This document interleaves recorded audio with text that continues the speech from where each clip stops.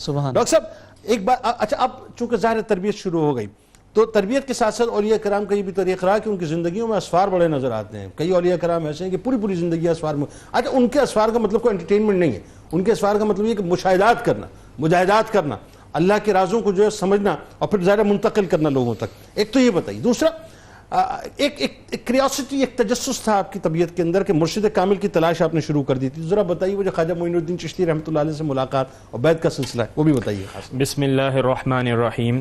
جنید بھائی، سب سے پہلی بات تو ہم تمام ناظرین کو اور سامعین کو اور گفتگو کرنے والوں کو اس بات کا اقرار کرنا چاہیے کہ آج جن ہستیوں کا ہم ذکر کر رہے ہیں، آج ہم مسلمان اور اس کے ساتھ ساتھ یہ جو گلی گلی کوچے کوچے میں ہمیں چراغاں، اسلام کا نام، اللہ رب العزت کی تکبیر، یہ چیزیں نظر آتی ہیں، یہ انہی بزرگوں کی دین ہے. سبحان اللہ. کیا کہہ. دوسری بات، 100% ابھی گفتگو ہوئی تربیت کی، ایک میں اپنی طرف سے اپنا حصہ ڈالنا چاہتا ہوں. گفتگو یہ ہوئی کہ والدہ کی یہ تربیت، دیکھیں یہ لکھی گئی ہیں باتیں کہ والدہ ایسی تھیں، تو آج کی والداؤں کو توجہ تو دینی ہے، لیکن اس سے بڑھ کر بات میں یہ کہوں گا کہ انتخاب زوج اور زوجہ کا وقت یہ طے کرتا ہے کہ آپ کی اولاد کیا ہوگی. یعنی نکاح ہونے کے بعد، حمل ٹھہرنے کے بعد، یہ بعد کے مدارج ہیں. آپ خود دیکھیے حدیث پر اگر آپ غور کریں گے جو حضور اکرم صلی اللہ تعالی علیہ وسلم نے فرمایا، آپ نے فرمایا ترجیح دو دین والے کو. اس کا مطلب یہ ہوا کہ انتخاب زوج و زوجہ وہ وقت ہوتا ہے کہ آپ اپنی نسل کو کیسا آج ہم سٹیٹس کو اور مال کو ترجیح دیتے ہیں، تو اگر آپ یہ دیتے ہیں تو پھر آپ کو یہی ملے گا. بالکل ٹھیک. تو لہٰذا اس بات پہ توجہ. دوسری بات میں حفظ کے حوالے سے یہ کہوں گا کہ 15 سپارے آپ نے حفظ کر لیے، جب دوبارہ شروع کیا تو آپ کو پتا اگلے 15 سپارے کتنے عرصے میں مکمل ہوئے. ان بزرگوں کا فیضان نظر، ان کی روحانی ترقی کو اگر آپ نے دیکھنا ہے تو 4 ایام میں روایات کے 15 سپارے.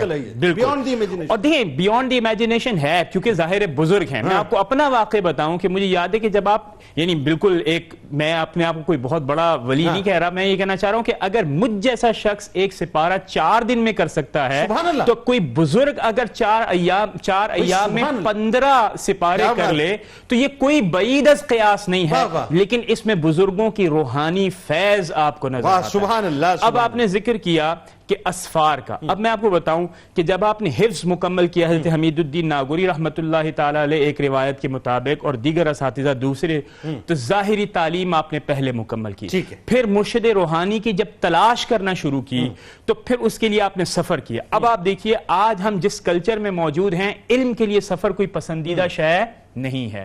تو آپ نے ایک سفر روایت کے مطابق کیا کیا؟ اصفہان ایران کا. دوسرا آپ نے کیا بغداد کی طرف. تو ایک روایت کے مطابق آپ کی ملاقات حضرت خواجہ غریب نواز سے اصفہان میں ہوئی، دوسری روایت کے مطابق بغداد میں. جب بغداد میں ملاقات ہوئی تو حضور اکرم صلی اللہ تعالی علیہ وسلم 40 روز تک حضرت خواجہ غریب نواز کے خواب میں تشریف لائے اور آپ نے فرمایا علم روحانی کا وارث میرے بیٹے حضرت خواجہ قطب الدین بختیار کاکی رحمت اللہ تعالی علیہ کو بناؤ. تو آپ کو بیعت کیا گیا. اس وقت آپ کی عمر مبارک کتنی ہے؟ 18 سال. صرف 18 برس. اس کے بعد پھر 2 سال. دیکھیں آج لوگ یہ سمجھتے ہیں کہ مرشد کے ہاتھ پر بیعت کیا تو آپ کو روحانی مدارج طے کروا دے. نہ، اس سے پہلے کی تڑپ دیکھیے کیا ہے کہ آپ سفر کر رہے ہیں اس زمانے کے اندر. اور دوسری بات دیکھیے کہ 18 سال کی عمر میں آپ نے بیعت فرمائی تو اس کے بعد پھر مجاہدات کا دور شروع ہوا. Teenage. بالکل. مطلب آج کے دور میں اگر ہم بات کریں تو لڑکا جو ہے وہ اپنا یوں سمجھ لیجیے بہت ہی مطلب ایسے لڑک پن کا ہوتا ہے، ویڈیو گیم کھیلنے کی دور ہوتا ہے. ابھی تو بچہ ہے، اس کو تو ذمہ داریاں نہیں دی جاتی، لیکن سلسلے کی ذمہ داری 18 برس کی عمر میں ڈالی. اور اس کی پھر میں آپ کو لے کے جاؤں گا واپس. انتخاب زوج اور زوجہ وہ وقت ہوتا ہے جب آپ اپنی نسلوں کو لکھتے ہیں. ایک اور جملہ اس میں جانا چاہیے. آپ یہ دیکھیے کہ 18 برس میں کیا کمال اللہ نے عطا کیا کہ سرکار مدینہ صلی اللہ علیہ وسلم انسٹرکشنز دے رہے ہیں خواجہ غریب نواز. یہ روحانی بالیدگی اس زمانے میں آپ نے اچیو کر لی تھی. پھر 2 سال کے مجاہدات اور ریاضات کے بعد پھر خرقہ خلافت آپ کو دی گئی. تو روایات میں آتا ہے کہ جب آپ کو خرقہ خلافت دی گئی 20 سال آپ کی عمر ہے. حضرت شہاب الدین سہروردی رحمت اللہ تعالی علیہ وہاں پر موجود ہیں. بعض روایات کے مطابق حضرت خضر علیہ السلام موجود ہیں، حضرت حمید الدین ناگوری موجود ہیں. آپ سوچئے کہ اس وقت دیکھیں عزت اور وقار آپ کے اپنے معاصرین میں ہوتا ہے، بعد والوں میں نہیں ہوتا۔ کیا اچھی بات۔ اگر آپ کا کمال تھا روحانی تو آپ دیکھیے کہ یہ بزرگوں کی موجودگی اس بات کے اوپر نشانی دیتی ہے کہ کیا بلند پایا آپ کی شخصیت ہوگی اور کیا ہوگا۔ پھر آخر میں تمام ناظرین کی توجہ چاہوں گا ایک چیز کے اوپر۔ آپ نے فرمایا اور آج کی نصیحت سنیے کیا ہے۔ بتائیے۔ یہ بزرگ کہتے ہیں کم کھاؤ، یہ بزرگ کہتے ہیں کم سو، یہ بزرگ کہتے ہیں کم گفتگو کرو، یہ بزرگ کہتے ہیں کم ملاقات کرو۔ آپ یہ دیکھیے یہ وہ بزرگ ہیں جنہوں نے اسلام کا بیج اس خطے میں بویا، اور آپ پھر دیکھیے کہ دن دگنی رات چگنی اسلام نے یہاں پر ترقی کی۔ تو کامیابی کا معیار کیا ہے؟ کم بولنا۔ آج ہمارے ہاں انسٹرومنٹس اور ٹولز وہ استعمال ہوتے ہیں جس میں بولنا بولنا بولنا، اس میں آپ لفظ بھی بولتے ہیں۔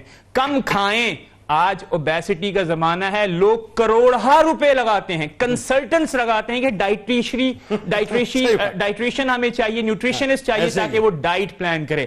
ان بزرگوں کی سنتوں کو زندہ کیجئے، صحت جسمانی تو ملے گی ہی ملے گی، روحانی بالیدگی کا بھی حاصل کیا اچھی بات ہے۔